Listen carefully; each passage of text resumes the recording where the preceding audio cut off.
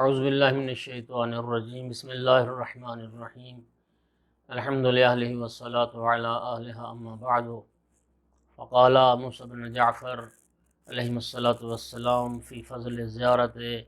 علی بن موسیٰ الرضا علیہ السلام من زارہ فی تلک البقعہ کمن زار اللہ فی عرشہ۔ مومنین کرام، 11 ذی-القعدہ یوم ولادت باسعادت شہنشاہ خراسان، والی خراسان، شہنشاہ عرب و عجم، امام رؤوف السلطان ابو الحسن علی بن موسیٰ الرضا علیہ السلام، آپ سب کو مبارک ہو۔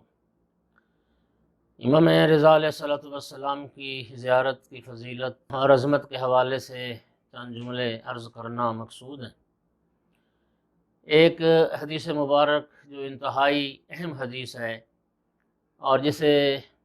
ہمارے مشائخ ثلاثہ نے ذکر کیا، سکۃ الاسلام کولینی نے کافی شریف میں، شیخ الطائفہ شیخ طوسی نے کتاب تہذیب میں، اور شیخ صدوق نے اپنی دونوں کتابوں عیون اخبار رضا اور اعمالی صدوق میں نقل کی، اور وہ حدیث واقعاً محیر العقول ہے۔ لیکن اس حدیث کو بیان کرنے سے پہلے یہ بات ذرا سمجھنے کی کوشش کیجئے کہ یہ ہمارا کرۂ ارض جو اس منظومہ شمسی کا ایک سیارہ ہے، اور ہم سمجھتے ہیں کہ عظیم وسعت ہے اس سیارے کی، اور پھر یہ پورا منظومہ شمسی یہ کہکشاں کے مقابلے میں، اور وہ کہکشاں جو زیر آسمان دنیا ہے، اور قرآن کہتا ہے وَلَقَدْ زَيَّنَّا السَّمَاءَ الدُّنْيَا بِزِينَةٍ الْقَوَاقِبِ، ہم نے آسمان دنیا کو کواکب کے ذریعے سے مزین کیا ہے۔ تو یہ جو کہکشائیں ہیں جتنی اس سمائے دنیا کے نیچے، اور لاکھوں کہکشائیں ہیں، اور سائنسدان یہ کہتے ہیں کہ کچھ ستارے اور کچھ کہکشائیں وہ ہمارے اس کرۂ ارض سے اتنی دور ہیں کہ کئی 100 ملین نوری سال کے فاصلے پر۔ تو یہ سارا، یہ کواکب، یہ کہکشائیں، یہ سارا منظومہ شمسی، یہ اللہ رب العزت کے عرش و کرسی کے مقابلے میں بالکل ایسے ہی ہے کہ جیسے ایک انگوٹھی کو آپ ایک صحرا اور بیابان میں پھینک دیں تو جو نسبت اس کی اس بیابان کے مقابلے میں ہے، یہی نسبت شاید بنتی ہو کہ ساری کہکشائیں اور یہ سارا منظومہ یہ اللہ رب العزت کے عرش و کرسی کے مقابلے میں۔ اس لیے رب العزت فرماتے ہیں اس کی کرسی کی عظمت یہ ہے وَسِعَ كُرْسِيُّهُ السَّمَاوَاتِ وَالْأَرْضِ، اس کی کرسی جو ہے وہ آسمانوں پر بھی حاوی ہے اور زمین پر بھی حاوی ہے۔ پھر یہ سارے آسمان، پھر یہ ساری زمینیں، یہ سارے کواکب عرش الہی کے مقابلے میں پھر ایسے ہی ہیں کہ جیسے ایک حلقہ انگوٹھی کا ایک صحرا میں پڑا ہو۔ تو سامعین گرامی، جب معلوم ہو جائے کہ عرش کیا ہے، اللہ لا الہ الا اللہ رب العرش العظیم، فَإِن تَوَلَّوْا فَقُلْ حَسْبِيَ اللَّهُ لَا إِلَٰهَ إِلَّا هُوَ عَلَيْهِ تَوَكَّلْتُ وَهُوَ رَبُّ الْعَرْشِ الْعَظِيمِ، اور وہ اللہ ہے جو عرش عظیم کا رب ہے۔ تو عرش ایک ایسی عظمت ہے۔ اب ذرا آئیے کہ عرش جب اتنا عظیم ہے تو اس حدیث کو جسے سکۃ الاسلام کولینی، شیخ طوسی، شیخ صدوق جیسے محدثین نے اور کبار محدثین نے سب نے نقل کیا، وہ حدیث یہ ہے کہ اللہ کے عرش پر 8 افراد جو ہیں وہ اللہ کے عرش پر موجود ہیں، اور 8 افراد جو ہیں وہ اللہ کے عرش کے نگہبان ہیں، اور ان 8 افراد میں سے 4 اولین میں سے ہیں اور 4 افراد آخرین میں سے ہیں، اور 4 جو اولین میں سے ہیں ان میں پہلے حضرت نوح نجی اللہ علیہ السلام، دوسری شخصیت حضرت ابراہیم خلیل اللہ علیہ السلام، تیسری شخصیت حضرت موسیٰ کلیم اللہ علیہ السلام، اور چوتھی شخصیت حضرت عیسیٰ روح اللہ علیہ السلام ہے۔ اور آخرین میں سے جو 4 ہستیاں اللہ کے عرش پر ہوں گی، وہ ایک پہلی ہستی سرکار دو عالم خاتم النبیین محمد مصطفیٰ صلی اللہ علیہ وآلہ وسلم، دوسری ہستی آقا امیر المؤمنین علی ابن ابی طالب علیہ السلام، تیسری ہستی امام حسن مجتبیٰ علیہ السلام، اور چوتھی جو ہستی ہے وہ امام حسین ابن علی علیہ السلام شہید کربلا ہوں گے۔ یہ 8 ہستیاں اللہ کے عرش پر موجود ہیں، اور جو چیز عقل کو حیران کرتی ہے وہ حدیث کا یہ جملہ ہے کہ امام موسیٰ کاظم علیہ السلام نے فرمایا کہ جب قیامت کا دن آئے گا تو ہم تمام ائمہ اہل بیت کی قبروں کے جو زائر ہوں گے، جو زوار ہوں گے، وہ سب سے زیادہ ہمارے قریب ہوں گے اور ہمارے ساتھ ہوں گے۔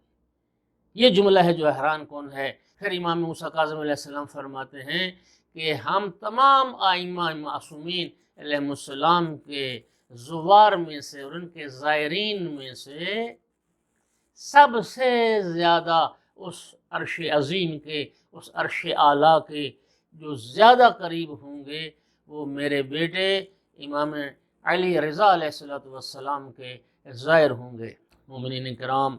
کاش حقیقی معرفت خدا ہمیں نصیب کر دے امام رضا علیہ السلام۔ اور سامعین گرامی، اس سے اگلی جو بات امام موسیٰ کاظم علیہ السلام نے فرمائی جو انسان کو حیران کرتی ہے، اور وہ بات یہ ہے کہ امام ہفتم نے فرمایا کہ جو شخص توس میں جا کے میرے بیٹے کی زیارت کرے گا کمن زار اللہ فی عرشہ، وہ اس نے عرش پر اللہ کی زیارت کی۔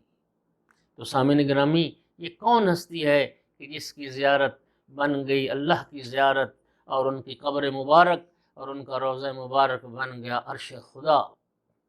یہ امام ہفتم علیہ السلام کا بیان۔ سامعین گرامی قدر، امام رضا علیہ السلام کون ہیں؟ شیخ طوسی سے لے کے شیخ انصاری تک یہ سارے بزرگان اس ایک جملے کے سمجھنے کے لیے حیرت زدہ ہیں، اور وہ جملہ امام جعفر صادق علیہ السلام، رئیس مذہب تشیع، بنیان گزار مذہب تشیع، کہ امام جعفر صادق علیہ السلام جیسی ہستی، وہ ہستی ہے کہ 1.25 لاکھ انبیاء کی بعثت جو ہے، 1.25 لاکھ انبیاء کی بعثت کا سلسلہ وہ خاتم الانبیاء کی بعثت میں منتہی ہوا، اور سرکار دو عالم صلی اللہ علیہ وآلہ وسلم کی جو نبوت اور بعثت تھی وہ امیر المؤمنین علی ابن ابی طالب علیہ السلام کی ولایت کے ذریعے کامل ہوئی۔ لہذا تمام حقائق نبوت، تمام مفاہیم مبدأ و معاد، اور تمام احکام خدا، طہارت سے لے کے کتاب دیات تک، یہ سب کے سب دین امام جعفر صادق علیہ السلام کے جو وسیلے سے منتشر ہوا ہے۔ یہ امام جعفر صادق علیہ السلام امام موسیٰ کاظم علیہ السلام سے انہوں نے یہ فرمایا تھا کہ اے میرے بیٹے موسیٰ، آپ کی صلب میں عالم آل محمد ہے، عالم آل محمد ہے۔ جس جملے نے بڑے بڑے علماء کو مبہوت اور حیران کر دیا وہ یہ ہے کہ اس کے بعد امام صادق علیہ السلام فرماتے ہیں امام موسیٰ کاظم علیہ السلام سے کہ یا لیتنی کنت ادرکتہ، اے کاش میں عالم آل محمد کو درک کر لیتا، میں امام رضا کو درک کر لیتا۔ امام جعفر صادق علیہ السلام جیسی ہستی بستر شہادت پر یہ تمنا کرتے ہوئے جا رہے تھے، کاش مجھے اللہ اتنی مہلت دے دیتا، اتنا موقع دے دیتا کہ میں عالم آل محمد کی زیارت کر کے دنیا سے چلا جاتا۔ سامعین گرامی، یہ ہے عظمت امام رضا علیہ السلام کی کہ امام صادق جیسی ہستی بھی جن کے دیدار اور زیارت کی تمنا کرے۔ احمد بن ابی نصر بزنتی، یہ وہ صحابی ہیں امام معصوم کے جو اصحاب اجماع میں سے۔ اصحاب اجماع کنہیں کہتے ہیں؟ یعنی تمام رؤسائے مذہب کا اتفاق ہے جن پر کہ وہ شخصیت احمد ابن ابی نصر بزنتی، وہ جو روایت بھی نقل کرے گا اس کی روایت جو ہے وہ صحیح ہے۔ یعنی اجمع الاصحاب علی تصحیح ما یصح عنہ،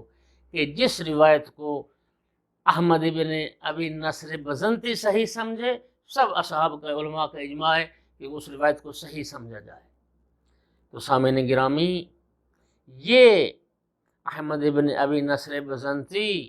یہ روایت کرتے ہیں کہ ایک شخص سرکار دو عالم ان کے اس وسیلے سے ایک روایت نقل کی گئی کہ دیکھیے حج کی کتنی عظمت ہے، حج خانہ خدا کس قدر عظمت رکھتا ہے کہ ایک شخص نے سفر حج کی تیاری کی، سامان سفر کو باندھا، لیکن کسی وجہ سے سفر حج کی سعادت سے محروم رہ گیا، حج پہ نہ جا سکا۔ بعد میں سرکار دو عالم صلی اللہ علیہ وآلہ وسلم کی خدمت میں حاضر ہوا اور پھر اپنی اس حسرت کا اظہار کیا اور عرض کیا، رسول اللہ میں حج کی سعادت حاصل کرنے سے محروم رہ گیا اور حج میرے ہاتھوں سے نکل گیا، یا رسول اللہ کوئی ایسا عمل ہے جو اس حج کا بدل بن جائے اور اس مافات کا جبران ہو جائے اور یہ جو حج میں نہیں کر سکا اس کا تدارک ہو جائے۔ اس وقت سرکار دو عالم صلی اللہ علیہ وآلہ وسلم نے کوہ ابو قبیس کی طرف اشارہ کیا اور فرمایا کہ اگر یہ پہاڑ کوہ ابو قبیس سونے کا ہو جائے اور یہ سارا سونا تو راہ خدا میں انفاق کر دے، راہ خدا میں خرچ کر دے، تو پھر ایک خانہ خدا کے حج کا بھی بدل نہیں بن سکتا۔ یہ ہے حج بیت اللہ، وہ گھر، وہ اللہ کا گھر جو پورے دنیا کے مسلمانوں کا قبلہ ہے، وہ گھر اللہ کا کہ سرکار دو عالم صلی اللہ علیہ وآلہ وسلم آسمان کی طرف رخ کرتے تھے۔ اللہ رب العزت نے فرمایا، قد نرا تقلب وجهك في السماء فلنولينك قبلة ترضاها، اے محبوب ہم دیکھ رہے ہیں، آپ بار بار آسمان کی طرف نظریں اٹھا کے دیکھتے ہیں، محبوب ہم آپ کے چہرے کو اسی طرف پھیر دیں گے، اسی قبلہ کی طرف جس قبلہ پہ آپ راضی ہیں۔ سامعین گرامی، اب جو بات حیران کن ہے وہ یہ ہے کہ احمد ابن ابی نصر بزنتی اب روایت نقل کرتے ہیں، اور وہ روایت یہ ہے کہ فرمایا معصوم نے کہ اگر کسی شخص کی 1000 سال زندگی ہو اور ہر سال وہ خانہ خدا کے حج کے لیے جائے، 1000 سال زندگی اور ہر سال خانہ خدا کے حج کے لیے جائے، اور فرمایا کہ ایک زیارت امام علی بن موسیٰ رضا کی قبر کی، فرمایا اس 1000 سال اور 1000 حج کے برابر۔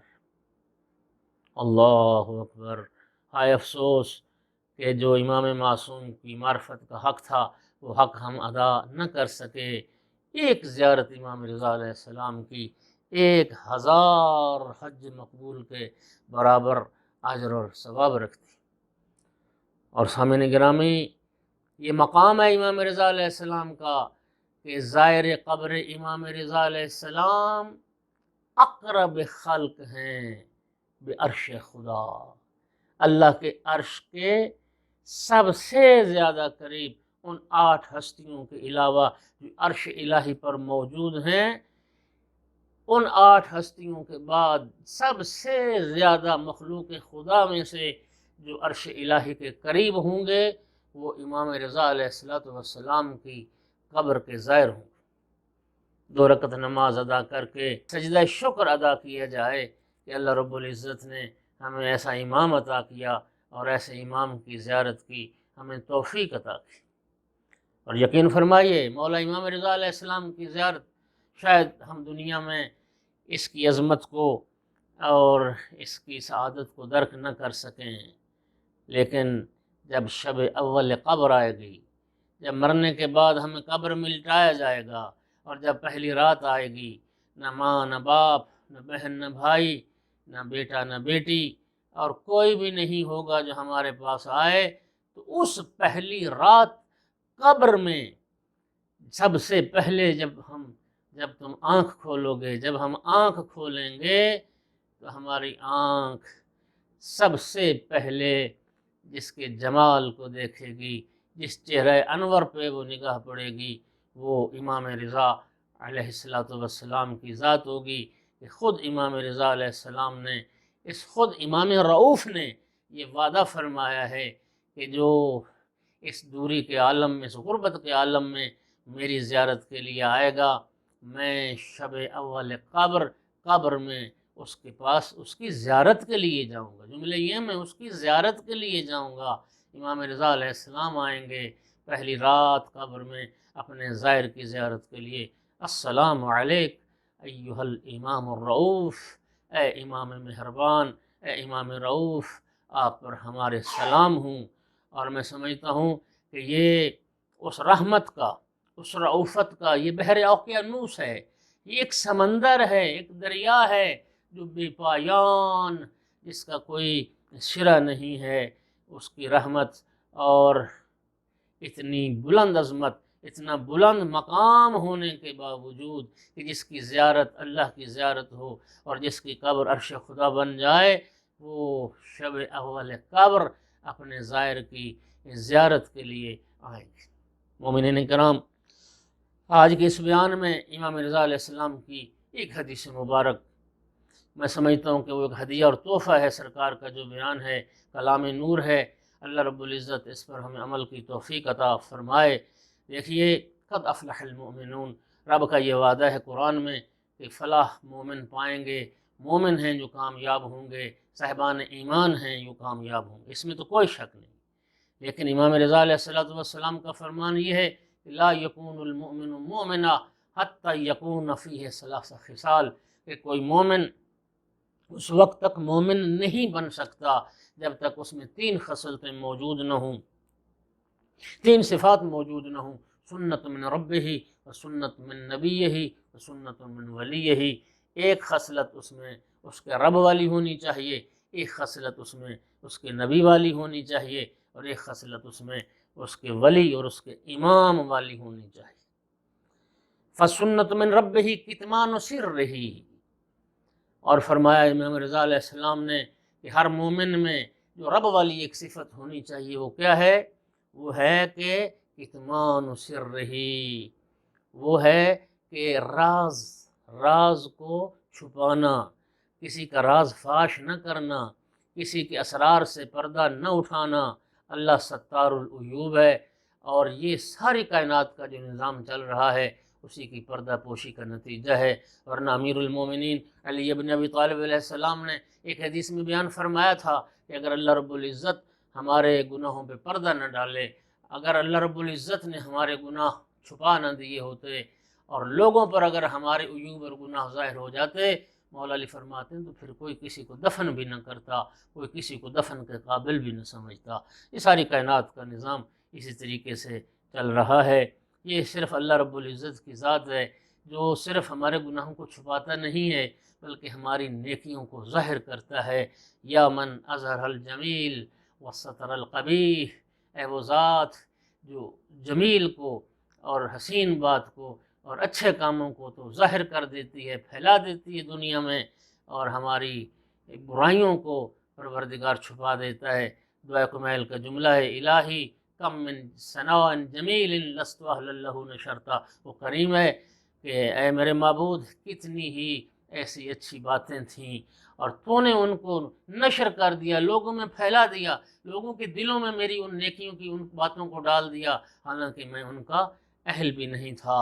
تو امام رضا فرماتے ہیں کہ اللہ والی یہ صفت ہر مومن میں بھی ہونی چاہیے کہ لوگوں کے عیبوں پہ پردہ ڈالو، لوگوں کے عیبوں کو بیان نہ کرو۔ شریعت نے عیب جوئی کو بھی حرام قرار دیا اور عیب گوئی کو بھی حرام قرار دیا۔ لوگوں کے گناہوں پہ پردہ ڈالو تاکہ اللہ تمہارے گناہوں کو فاش نہ ہونے دے۔ اس کے بعد سرکار نے فرمایا: اما سنت من نبی، مومن میں جو دوسری صفت ہونی چاہیے وہ اپنے نبی والی، اور وہ کیا ہے؟ فمدارات الناس، وہ لوگوں کے ساتھ مدارہ کرنا، لوگوں کے ساتھ حسن سلوک سے پیش آنا، لوگوں کے ساتھ برداشت، تحمل، صبر کے ساتھ رہنا، مدارہ کرنا۔ ان اللہ عز وجل امر نبیہ، اللہ رب العزت نے اپنے نبی کو قرآن میں حکم دیا ہے مدارات کا۔ اللہ فرماتے ہیں: خذ العفو وامر بالعرف وعارض عن الجاہلین۔ یہ ہے مدارات کہ معافی کو، عفو درگزر کو اختیار کرو اور نیکی کا، اچھائی کا حکم دو، اور جہلاء سے اعراض کرو، جاہلوں سے الجھو مت۔ اور اللہ نے اہل ایمان کی بھی صفت قرآن میں یہی بیان کی ہے: اذا خاطبهم الجاہلون قالوا سلاما، کہ اہل ایمان وہ ہیں، متقین لوگ وہ ہوتے ہیں کہ جب جہلاء کا سامنا ہوتا ہے تو سلام کر کے گزر جاتے ہیں، جہلاء سے الجھنا نہیں چاہیے۔ اس وقت معاشرے میں آج کل جو ایک صورتحال اور پورا سوشل میڈیا اس پہ بھرا ہوا ہے، وہ جہلا کے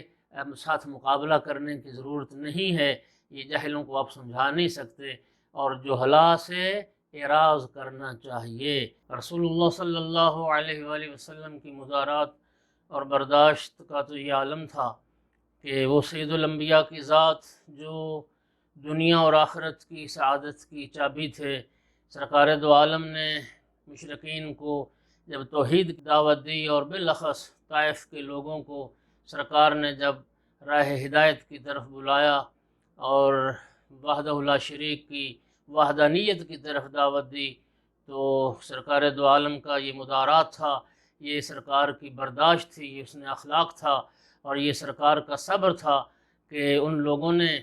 استقبال کرنے کی بجائے سرکار دو عالم کے سر میں کوئی خاک ڈال رہا تھا، کوئی آقا پر کوڑا پھینک رہا تھا، کوئی راستے میں کانٹے بچھا رہا تھا، اور طائف کے لوگوں نے پھر سنگباری کی اور آقا کو اتنے پتھر مارے کہ سرکار کے نالین مبارک لہو سے پر ہو گئے، اور ان سارے مصائب کے باوجود سب مصیبتوں کو برداشت کیا، صبر کیا، اور پھر بھی بد دعا نہ فرمائی، نفرین نہ کی، بلکہ کیا فرمایا؟ قالا اللہم اہد قومی فانہم لا یعلمون،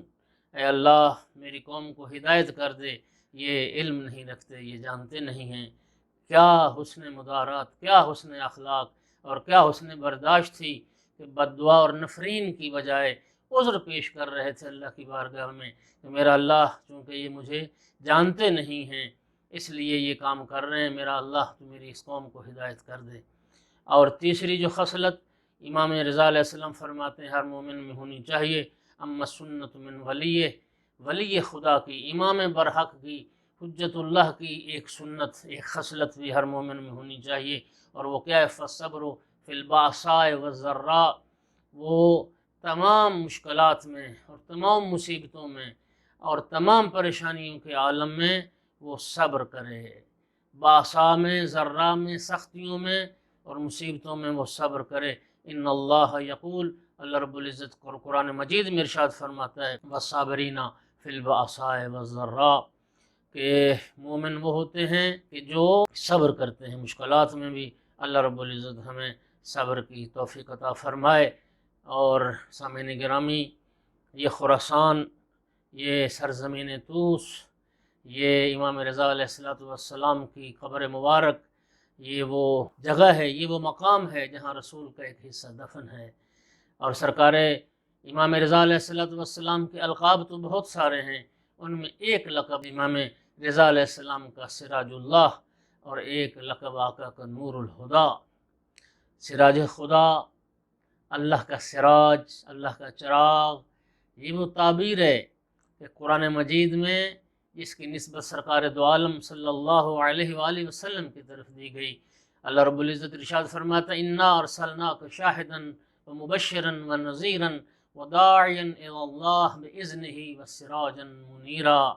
مومنین کرام دیکھیے، ایک منظومہ ملک ہے، ایک کائنات ہے، اور ایک منظومہ ملکوت ہے۔ اس منظومہ ملک، اس منظومہ شمسی کا جو سراج ہے وہ آفتاب ہے، وہ سورج ہے، لیکن منظومہ ملکوت کا جو سراج ہے وہ سرکار دو عالم ختمی مرتبت محمد مصطفیٰ صلی اللہ علیہ وآلہ وسلم کی ذات ببرکات ہے۔ سراج منیرا، وہ روشنی بخشنے والا سراج ہیں